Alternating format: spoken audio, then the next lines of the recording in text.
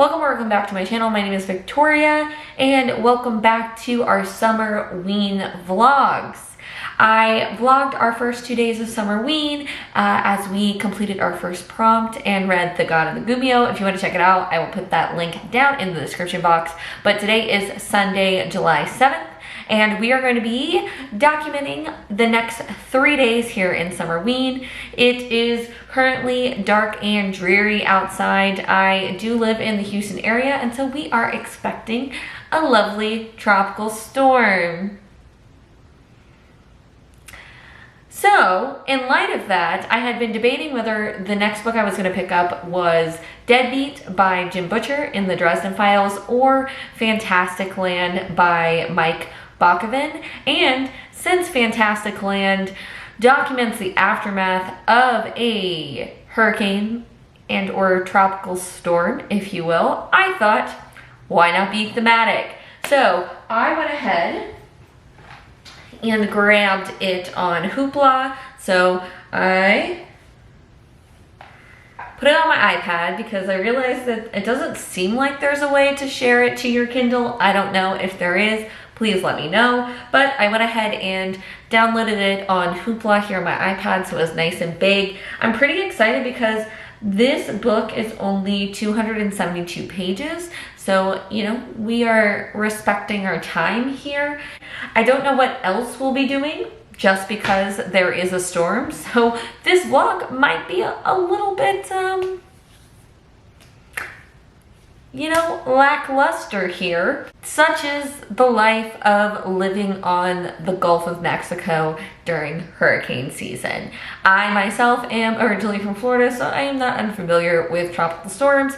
The only problem is here in Houston, it does indeed flood quite a bit. So we will see how that goes. I was here during Harvey back in 2017. That was not a fun time, I will say. But here's hoping everything will be a-okay. We'll just get a little rain and wind. But with that, I am also being delayed. I was supposed to go to Florida on Monday, but my flight has been canceled, so I won't be going until Wednesday when this video comes out. So we will meet up in Florida a little later than expected, hopefully. But with that, I don't have much else to say, so I say we get comfy cozy, and go ahead and start to read Fantasticland. I'll talk with you later. Bye.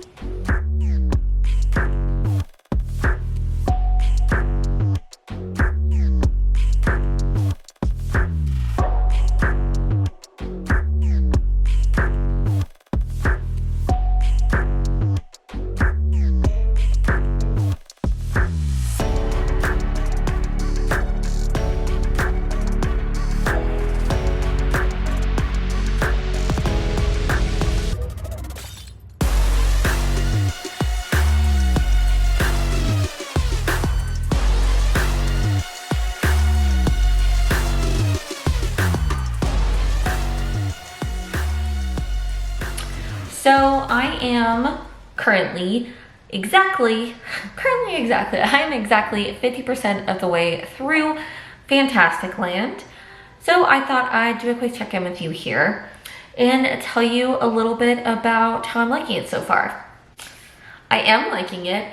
It reminds me of World War Z by Max Brooks. Yeah. Max Brooks by Max Brooks. I have on my shelf somewhere, and it is a recollection of fictional events told through the perspectives of interviews taken by our author. So in Fantasticland, it's this author who we're introduced to with his author's note in the beginning, and then in World War Z, it's actually like a UN journalist going around trying to essentially document what happened during World War Z.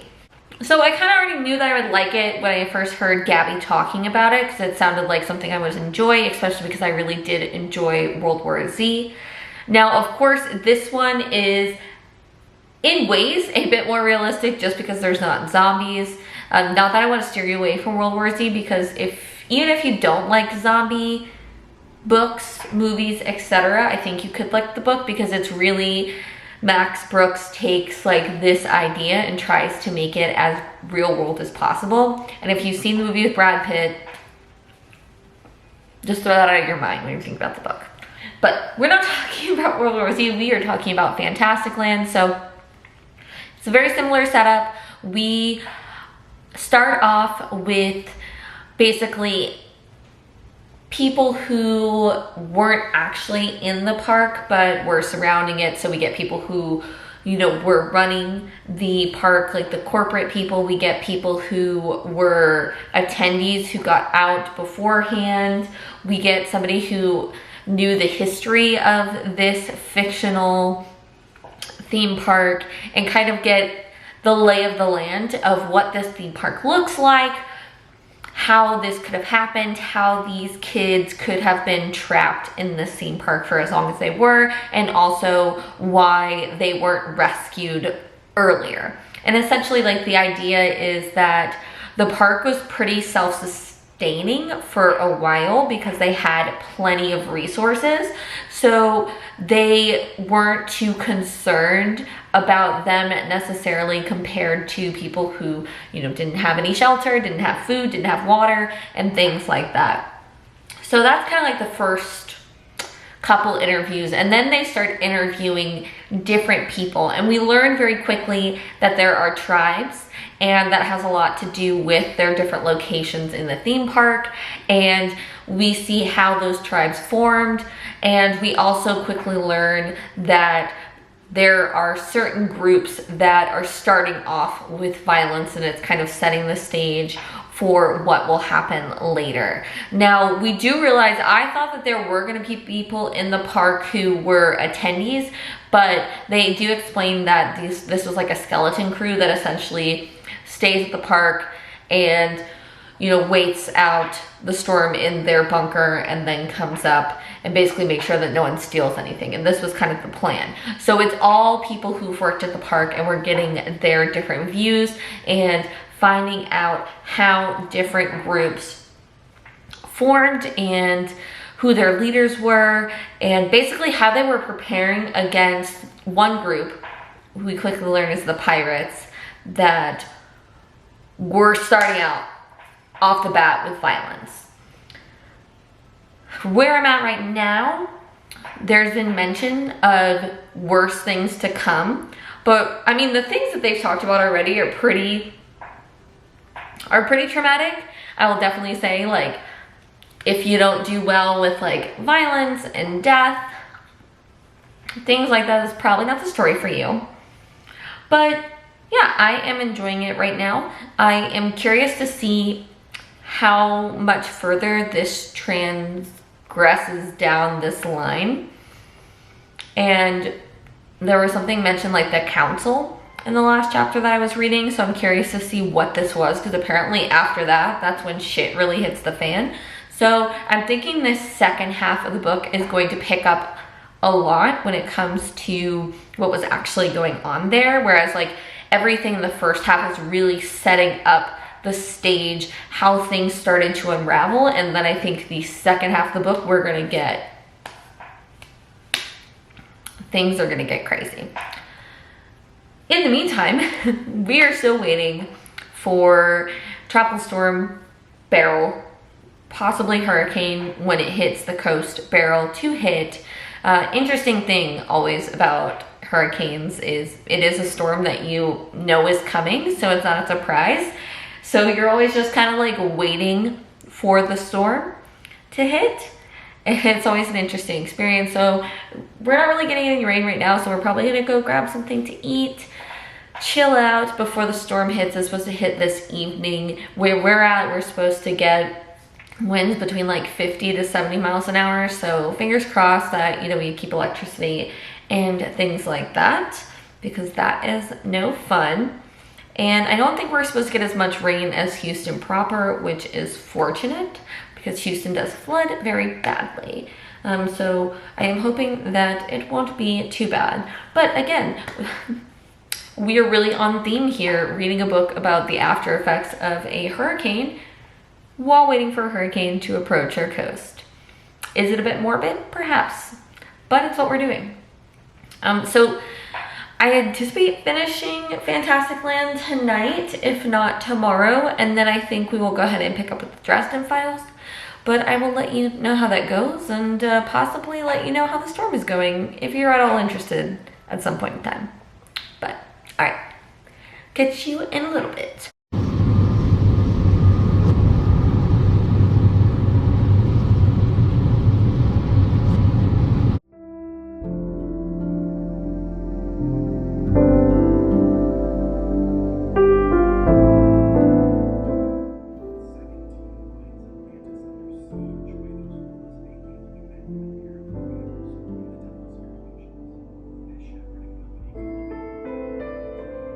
First things first, Mexican Gothic must be read this week or I'll eat my foot, and nobody wants to see that. Not to burn anywhere else. I've got some pretty sick tan lines going on here, but I think I mostly emerged unscathed, which I am proud of, but really bummed about burning my face. Banterous, flirtatious, doesn't take shit from anybody. Her dad gets a really concerning letter from her cousin who has... Our main character is kind of like going back and telling the story of this and talking about people who are approaching him to try to make a reboot, and also telling the story of what originally happened way back when. So I'm having a really good time with it. I am so warm. I'm going to finish eating this while I lay in front of my fan, and then I'm gonna go take a cold shower, and then we will return to read. Summerween. I mean, I know I'm 25 minutes late. It's fine because it's actually officially Summerween now, and I am so super excited to get started. If you do not know Summerween, it is a really...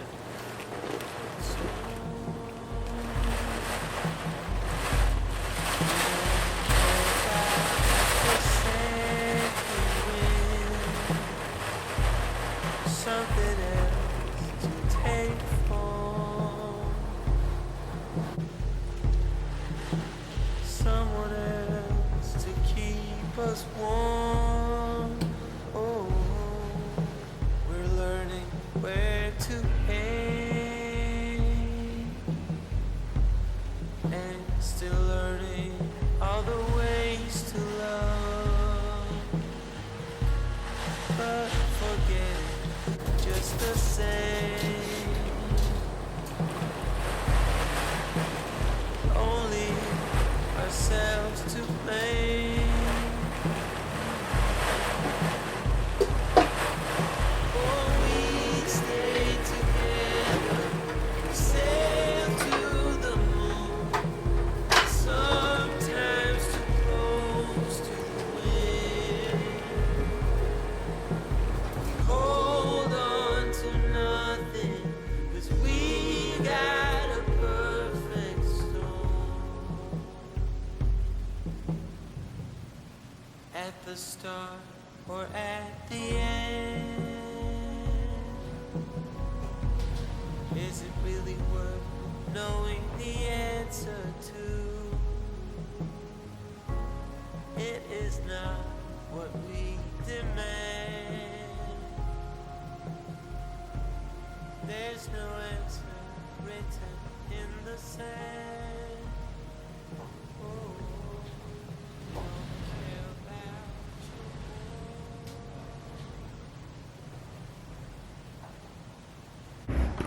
How's it going? You can probably hear this in the background, but it is still very windy from the storm. For the most part, it seems like the bulk of the storm has passed and we are currently just getting the wind and a little bit of rain as it moves on up north into the continental US. So with that in mind, we have finished our hurricane themed book in a way. I say hurricane themed, but obviously it's more about the aftermath of the hurricane and everything that happened in this fictional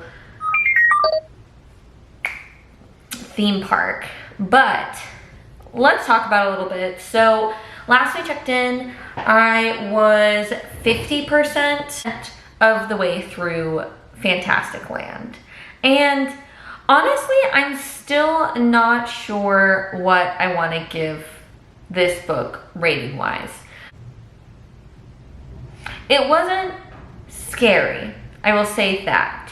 It definitely, again, reminds me more of World War Z, but it did try to make some commentary about societal situations at the time, specifically because everybody in Fantasticland was like, the majority of them were from like 25 and under. It was in 2016, so it was trying to make some correlations between things like boredom, lack of direction, lack of ability to share and contact the outside world that resulted in what happened with these kids in Fantasticland.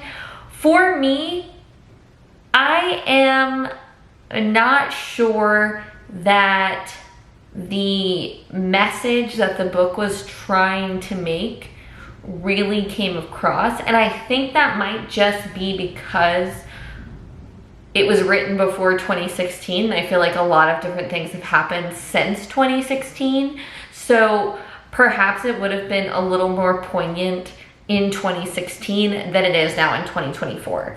Not to say I didn't enjoy the format. I liked the stories. I liked the interviews and kind of how we flowed through them, and also how the fictional author of this book also left the reader to make their own interpretations on who was the villain, what were the reasons that these things might have occurred. Specifically, or did like an editor's note at the end, and by author I'm saying the fictional author. I mean, obviously the real author wrote this, but the fictional author in the afterword wrote and was basically reflecting on their participation in writing this story and, you know, what their takeaways were. And I did really like the end of it. I'll redo like the last paragraph. It says, "At the end of the day, this project left me with the sense that I was not the reporter I imagined myself to be. Yes, I was able to convince most of my subjects to tell their stories, but in the end, what have we learned? That violence lurks in all of us, that we are easily led by those with less than the purest intentions, to always check out how much TNT you're using? I don't know. I wish I did. I wish I could tie this up in a bow. I wish I knew why Alice Barlow could hold and protect that baby duck and shoot arrows into her fellow employees 2 months later. I wish I knew, but I don't. None of us do." I think like the afterword was supposed to leave us with the idea of like a perfect storm, and whether any of these explanations that people came up for of what happened in this fictional, I feel like I always place my hair, and what happened in this like fictional theme, and what happened in this fictional theme park. I just don't know if that theme, I think like what the author would like us to take away from it is that whether or not we have the answers to that, these kids, like when you hear all in their interviews, are completely traumatized. Like once they're out into the real world again and not in that situation, that they're completely traumatized. But we are creating this into its whole own thing and not really taking the seriousness of it. And does that have something to do with how our society works? And does that have something to do with what happened in Fantasticland? Who knows? So a lot of interesting questions. You know, it is pretty gruesome. Some of the stories were really gruesome. Some of them were more fun than others. I definitely think I liked how the author closed out the interviews with the kids with Brock, because we've heard like a lot of things about him throughout the story, and you're trying to piece together what is what and who's the perpetrator, who's like, if there was one perpetrator, was it him? You know, was it like I said, was it just like an amalgamation of a bunch of different things? So I definitely think it's a book that will have you thinking. I enjoyed it. I do enjoy this kind of format. Like I mentioned, I really liked World War Z. I think I may have liked World War Z better, but it's been a long time. So I've been thinking about rereading it. So maybe at some point I'll reread it and be able to give my thoughts on it.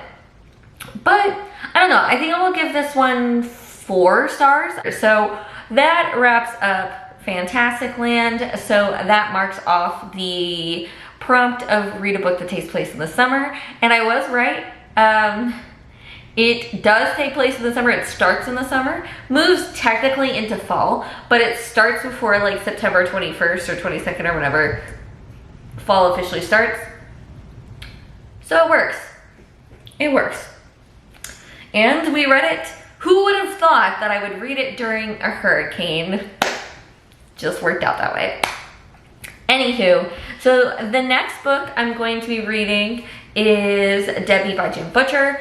As I mentioned, I am doing a series where I reread all of these. So probably for this vlog, I won't go too in depth onto my thoughts because I will be posting a spoiler one. So I'll just, you know, give you my thoughts on it afterwards. I will say I actually, probably after this, I'm going to wrap up filming for this book, Blood Rights, because I had done a check-in. Oh, look, bookmark. I actually was surprised that I did not like this one as much as I thought I would, considering the storyline, and it has some of my favorite characters in it, but I think it was like, this was kind of the calm before the storm when it comes to some other things that are going to happen later on in the story. And so book 5 had like a big battle and a big baddie, and I feel like this one kind of took a little bit of a step back and did some character work and introduced some new concepts and things like that. So it was a little bit slower than I was expecting, but I think I'm going to do my wrap up on that. I don't think it'll be too terribly long, and then I will probably also do my intro for the spoiler vlog on this one. So that'll be done, and then probably get started to reading because the power's out, so we don't have much else to do. This is going to be my prompt for reading in the dark, which it'll be real dark later, especially if the power doesn't come back on. But I usually read Jim Butcher at night, so I felt like that was a good prompt to read it in, a good prompt to add it to. I guess I could have used this as night sky as well, because there is actually a night sky in the cover that I did not realize it. Go ahead and hop into continuing on with Summerween, because I got nothing else to do but read right now. So yeah, I'll see you in a bit.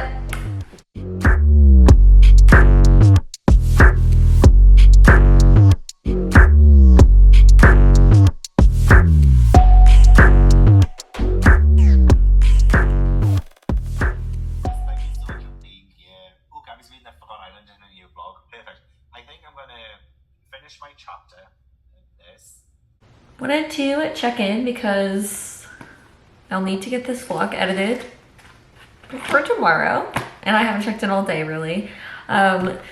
So didn't do much reading last night. I was pretty tired after yesterday, so I'm only on page 58. I do plan on getting more of this read today and tonight, but I did join for Gavin's sprints earlier today and got some writing done, which was fun, and then got some applications submitted as well. So it's been a very productive day. It just hasn't been a very productive reading day.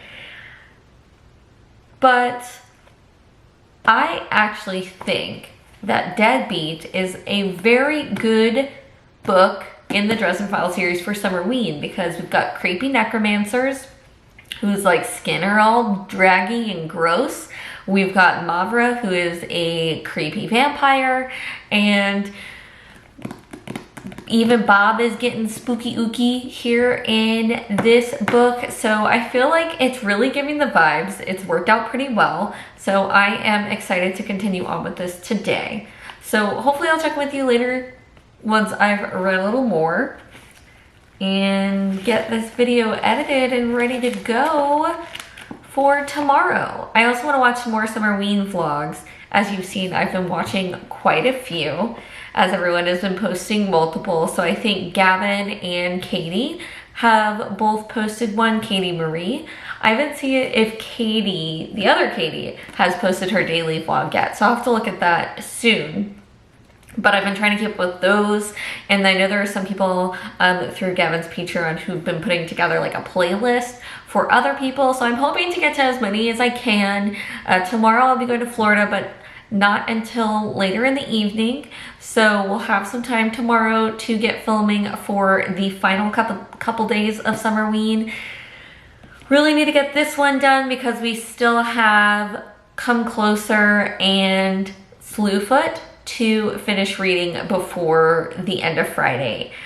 Or as I said on Sprints today, the Summerween Ghost is gonna come and get me. So hopefully check in with you later.